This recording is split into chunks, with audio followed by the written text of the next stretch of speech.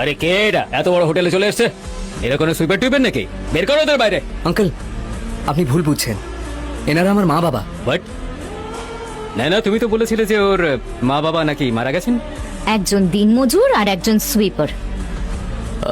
আসলে সত্যি বলতে সময় পাইনি, তাই জন্য ভালো গিফট আনতে পারিনি আপনাদের জন্য। আংশ দিয়ে দাও।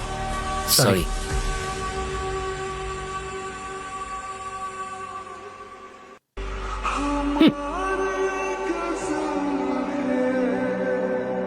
এই সম্বন্ধে হতে পারে না, তোমরা এই সম্বন্ধের উপযুক্তই নও। আঙ্কেল, আপনি এসব কি বলছেন? ঠিকই তো বলছেন উনি। আমাদের পরিবার তোমাদের মতো গরিব লোকেদের সঙ্গে কোনো সম্পর্ক রাখতে চায় না। মম এন্ড ড্যাড, আমি তো প্রথম থেকেই জানতাম এই আংশ আসলেই একটা বেকার ছেলে। ওর সাথে নয়নার বিয়ে দেওয়ার থেকে রাস্তার কোনো ভিখারির সাথে বিয়ে দেওয়া অনেক ভালো।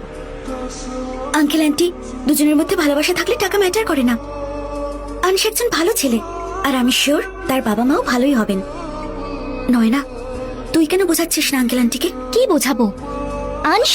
আমি তোমায় বলেছিলাম না এই গরিবগুলোকে এখানে না আনতে। এবার দেখলে তো কি হলো।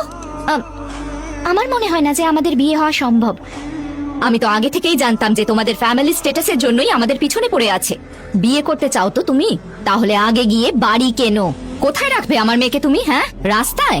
যদি তুমি বাড়ি কিনতে না পারো তাহলে এই সম্বন্ধ হতেই পারে না। বেরিয়ে যাও এখান থেকে। বিষয়টা যদি বাড়িরই হয়, আমরা বাড়ি কিনে নেবো। বাবা,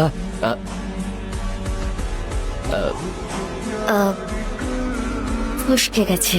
সরি, আসলে গরিবের মুখ তো, মুখ ফসকে গেছিল আর কি। গরিব লোকেদের মুখ ফসকানো উচিত নয়। ঠিক আছে, কাল আমরা আপনাদের বাড়ি দেখতে যাব। কাল দেখা হচ্ছে আপনাদের বাড়িতে, ঠিক আছে? হ্যাঁ হ্যাঁ, আসুন আসুন।